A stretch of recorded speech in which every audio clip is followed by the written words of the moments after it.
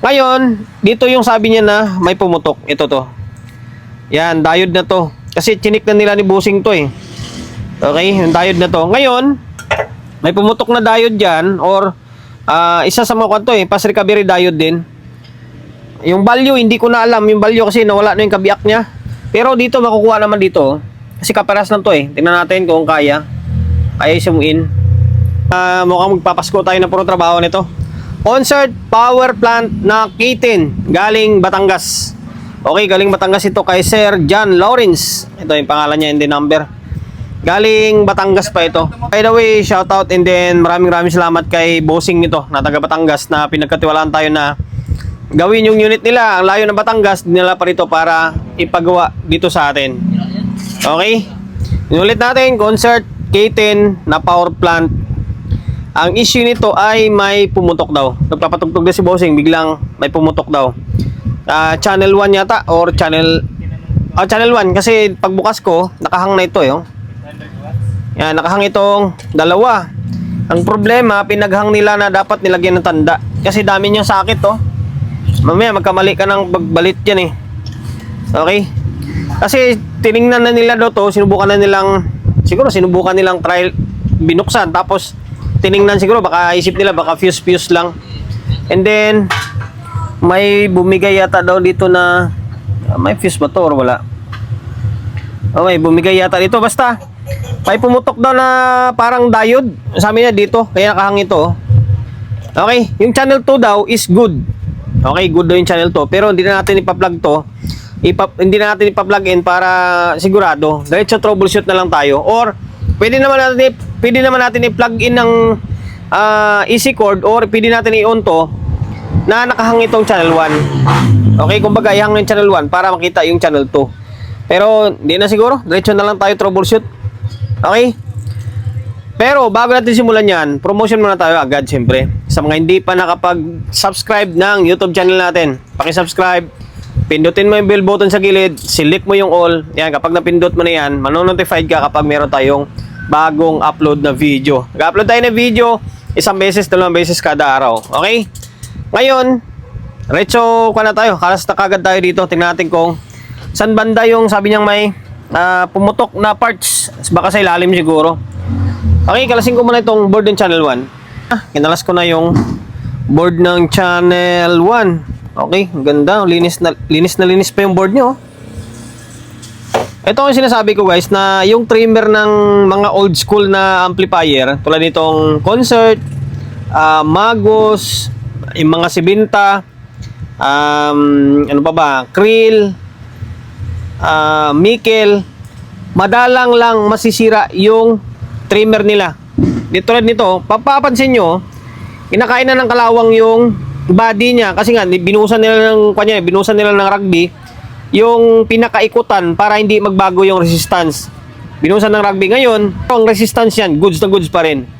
Ganun ako ka-believe sa mga trimmer dati. Okay, balik tayo dito. Magkaiba yung design ng CA12, yung CA12, yung K12, yun, medyo iba na yung design nun. Mayroon ng hiwalay na driver. Ito, mas madali-dali pagawin to. Ngayon, dito yung sabi niya na may pumutok. Ito to. Yan, diode na to. Kasi chinik na nila ni Bossing to eh. Okay, yung diode na to. Ngayon, may pumutok na diode dyan or isa sa mga kwanto eh, pass recovery diode din. Yung value, hindi ko na alam. Yung value kasi nawala na yung kabiyak niya. Pero dito, makukuha naman dito. Kasi kaparas lang to eh. Tingnan natin kung kaya. Kaya isumuin. O yan. Yung 1560. Parang 15 ampere na 600 yata yan. I-search na lang natin. Ngayon, check natin yung mga diode muna. Kung may shorted or wala. Okay, dito wala naman. Sana naka-zoom in. Zoom in ang todo. Ayan, balik natin. Okay. Ayan, dito. Okay, mukhang goods naman. Dito. Okay, goods naman tong diode na to. Okay, dito. Okay, goods naman. Wala tayong makitang sira. Dating dito. Okay, goods din naman. Dito. Kailangan check natin lahat. Okay, goods din. Dating dito sa may kabila. Puro na. Okay, goods din. Hindi ko magalaw yan kasi naka-kwan tayo, naka-reverse. Ngayon, itong diode na to, dito tayo sa may, ano to, 4793. Okay, wala rin namang shorted. Dito, check natin to. Kaparis nito, ano? Okay, buo yung kaparis niya. Kaparis niya to eh. Check natin kung buo or sira. Okay, buo naman siya. Ngayon, dito. Meron akong napansin. Parang nangitim yung pinakailalim nyo. Mapapansin nyo, parang nangitim mo. Parang tumalsik yung kuryente. Ang isa sa suspect ko dyan, baka itong, may sapin kasi to, yung plastic bushing. Baka yung bakal na yan, dumikit na sa may body. Sa body ng diode natin. Ngayon, check natin. Dapat, yung plastic bushing na yan, dapat hindi tatagos yan sa may dito sa may body nyo, dito to. Yan. Kumbaga, ito yung pinaka-collector niya pagdating niya eh. Ito, to. Yan. Dapat hindi siya short. Diba? Hindi siya dapat ganyan, no? Yan. Short. Pag mag-short yan, dito, meaning, yung plastic bushing, tumagos yan. Tumagos siya kasi makita nyo, or mapapansin nyo, may plastic siya, oh. Okay? Bukod dito sa may sapin na meka. Ngayon, pansinin nyo, itong tornilyo na to, or di kay sa heatsink na lang kasi tornilyo, tagos naman sa heatsink yan eh. Yung heatsink na to, ididikit ko dito sa may pinaka-body ng diode. Ito to, didikit ko to siya dito. Pansinin nyo, shorted oh. Di ba? Oh, shorted siya oh. Oh. Di ba? Shorted siya oh. Hindi yan ko na. Oh, dito na nga tayo sa may paa niya mismo. Oh, short siya oh. Di ba? Shorted siya oh. Isa lang sa tinitingnan ko diyan, maaring dumikit 'yan. Maaring dumikit yung body ng kuan natin, yung diode sa may tornilyo. Ngayon, kalasin ko ng aktual para mas makita nyo. Okay? Nakadalas natin. Yan, tinanggal natin. Silipin nyo yung plastic bushing. Ngayon, oh. Oh, di ba na kuan na yung kabila, nawala na, oh. Kabila na lang yung meron. Tapos, sige, angat natin to. Oh, ayan oh, sunog siya oh. Ba, lumapat sa ilalim. Although, maaari din, pero parang wala naman siyang tagos eh. Parang tumagos din sa ilalim yung kwan niya. Ay, dito talaga siya. Dito talaga sa tornilyo para sa akin. Kung mapapansin nyo, tornilyo niya, yung butas niya oh, maitim, di ba? Maitim siya oh. Ibig sabihin tumagos yung tornilyo, dumikit siyang ganyan oh. Dumikit siyang ganyan. Kaya pumutok siya. Sana ito lang, di ba? Okay. Ngayon, kalasin natin to tapos maghanap ako ng pamalit. Okay, maghanap ako ng pamalit. Kung wala tayong mapakitang pamalit na as in katulad niya, siguro meron naman ah. Try ko. Kasi marami naman mga board dito pwedeng kong pagkuhanan. Bali, ito, overtime ako dito sa bahay. Medyo hinahala natin yung boss natin. Dinala ko na to kasi para maboss-bossan yung gawa natin. Kung mapapansin nyo, sunog pati yung gilid ng meka oh. Ngayon, ang value nito ay 15 ampere na parang 600 volts. Teka lang, double check ko check natin. Nakalagay kasi dyan is U1560. Ibig sabihin, U1560 ano? U1560 15 ampere na 600 volts. Ngayon, wala tayong stock nun. Ngayon, i-upgrade natin siya siyempre. Pwede kayo magpalit ng diode na mas mataas, wag lang bumaba. Diba? Sabi natin, mataas yung amperahe, mataas yung voltahe, wag kayong bumaba. Tandaan nyo yan. Hindi baling magpalit kayo ng mas mataas na value, wag lang bumaba. Okay? Ngayon, ang available natin ay, ito kasi madalas gamit ngayon sa mga CE series. Yan, 30 ampere na 600 volts ito. Yan. F30 UAE 60. Yung unang 30 na yan yung amperahe niya. Tapos yung 60, yan yung voltahe sa dulo. Same din dito, yung 1560, yung unang 15 is amperahe. Tapos yung 60, meaning 600 volts. Okay? Tapos ito, pure silicone ito. Yan, pure silicone ito. Hindi na tayo maglalagay ng, tawag yan, ng plastic bushing. Ito, hindi na. Diretso na lang tornilyo tayo. Okay, tapos wala na rin sa pin na katulad nito, Meka. Yan, wala na yan. Ngayon, ibabalik ko to or ipapalit ko to, tapos mag-double check ako. Dito na ulit tayo sa may shop. Ngayon, hindi na siguro ibalik to. Na-double check ko naman na lahat kagabi ito. Parang wala naman ako nakitang sira na. Halos good lahat naman ng pyesa. Okay?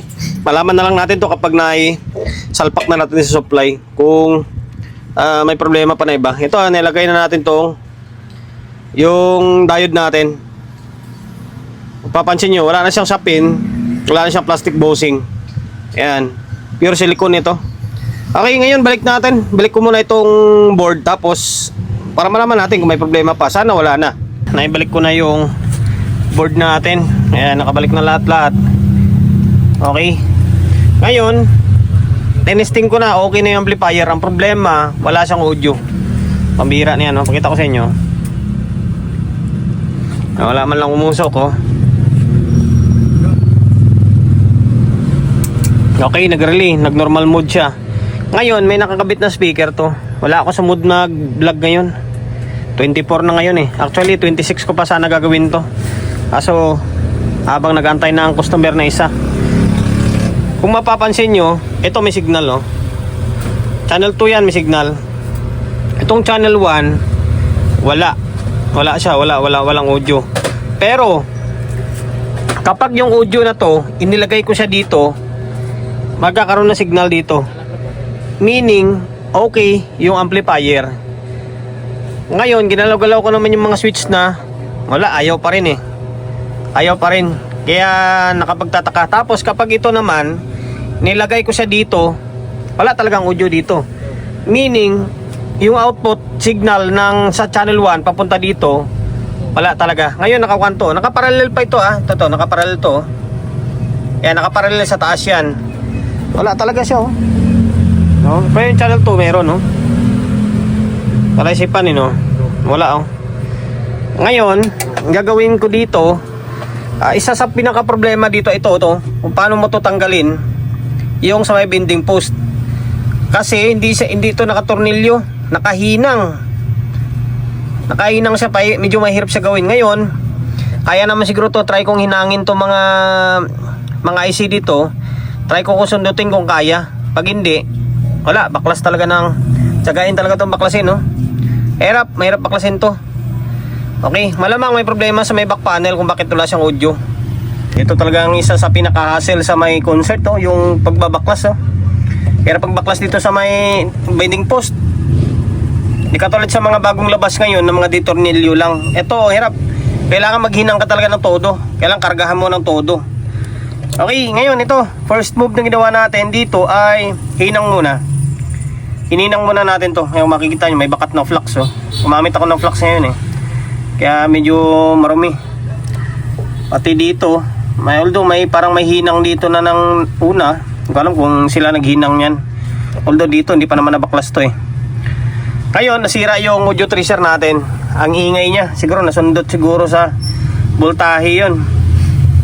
Gagawin ko rito, subok na lang muna dito sa board, testing dito sa board, tapos para malaman natin kung magiging okay siya or magpapalit talaga ng IC. Ngayon, meron pa ako nakitang isang problema. Parang nagkamali ng salpak si bossing. Mahirap talaga yung binabaklas-baklas muna eh. Dapat pag magbaklas kayo, lagyan nyo na tanda. Ito, yung input dapat, ito binago ko na ito. Yung itim na to, dapat input yan. Kasi may nakalagay dito, channel 1. Yan, channel 1 in. Focus. Yan, dapat ito, signal ito papunta doon sa may channel 1. Tapos ito, ay dito yan sa taas. Okay. Although, mahirap kasi na wala ng audio tracer. Walaan na lang natin to. Ito nga, channel 2 nakalagay, oh. Channel 2, signal to eh. Tama naman kasi may tunog eh. Ibig sabihin, yung channel 1 na yan, dapat papunta yan doon sa may input. Di ba? Okay, try natin ah.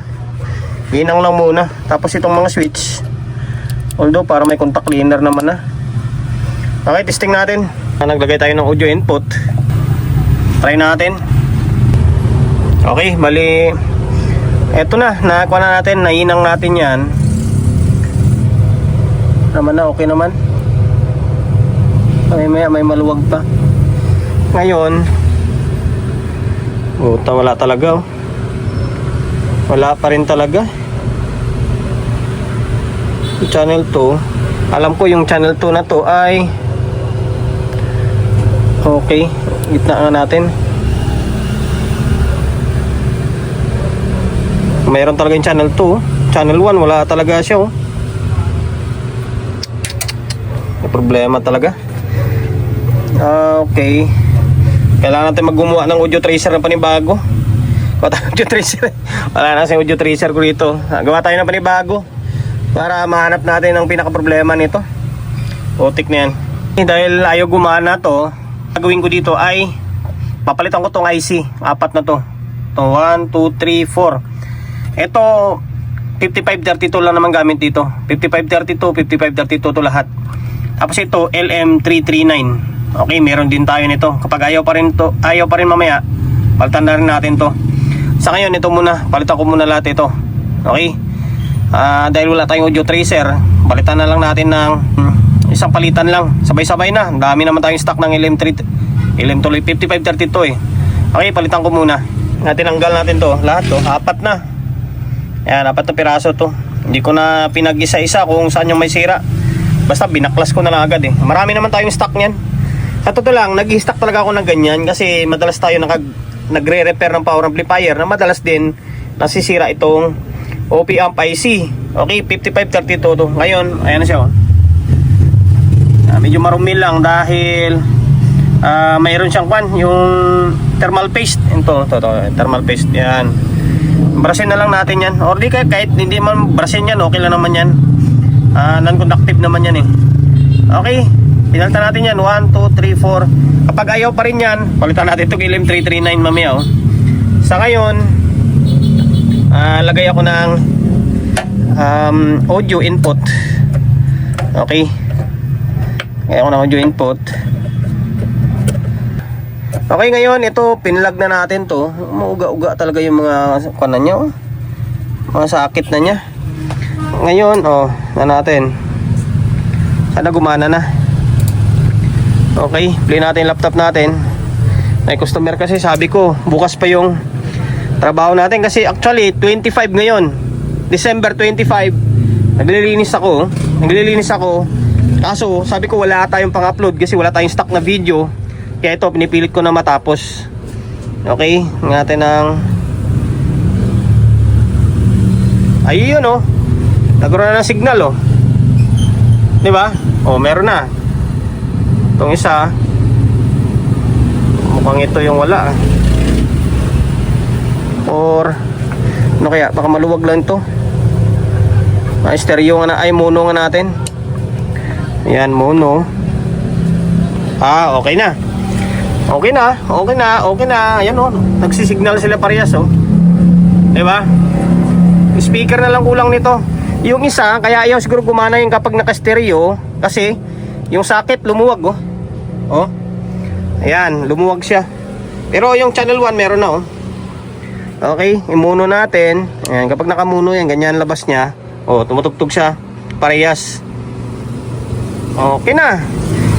Nagana na yan. Putik, pinahirapan tayo ng todo. Kaya lagi ko naman pinapakita or lagi ko naman binablog eh, na lagi tayo nagre-repair ng input buffer. Madalas tayo nagpapalit nito. Okay, 5532, 4558 or minsan 4560 ang gamit. Pero kadalasan ito 5532 talaga. Okay, nagpalit tayo 4 piraso. Hindi natin alam kung alin dyan sa dalawa na yan ay sa 4 na yan. Kasi ito magkapares to eh. Ito, kapares din sila. Ito magkapares din sila. Alin dyan ang may problema? Kasi nga wala na yung audio tracer natin. Binasag ko. Kasi maingay na siya eh. Okay, kaya nag-actual na lang tayo, palit lahat. Ngayon, ibalik natin to. Tapos sana tumunog na sa speaker para makapag-outro na tayo. Naibalik ko na yung board. Nainang na rin natin. Medyo mahirap lang. Okay, medyo audio input. Tapos ininang na rin natin itong mga socket. Ayan. May speaker na nakakabit, 2. Laptop natin gumagana. Okay. Sana maging normal na.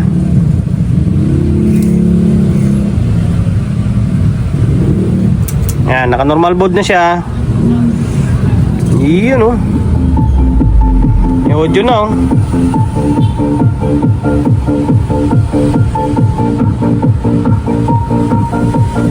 Okay, channel 1 to ah. Ito yung ni-repair natin. Okay, channel 2. Yun oh.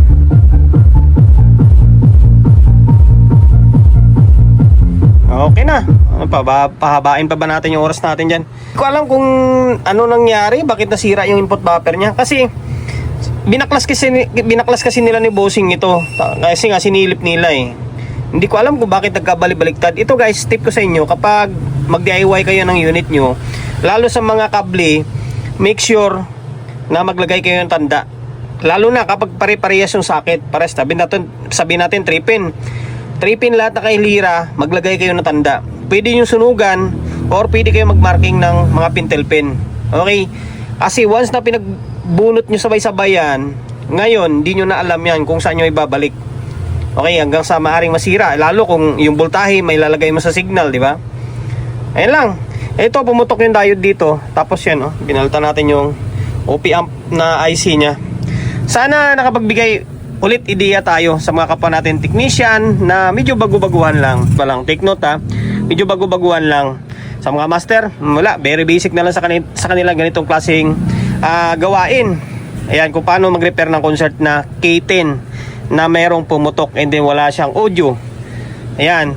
And then dahil lumabot ka sa part ng video natin na ito at hindi ka pa rin nakapag-subscribe, pakisubscribe na ang YouTube channel natin. Pindutin mo ang bell button sa gilid, select mo yung all. Ayan, kapag napindot mo na yan, manonotified ka kapag meron tayong bagong upload na video. Mag-upload tayo ng video 1 beses, 2 beses kada araw. Okay? God bless and then peace sa atin lahat.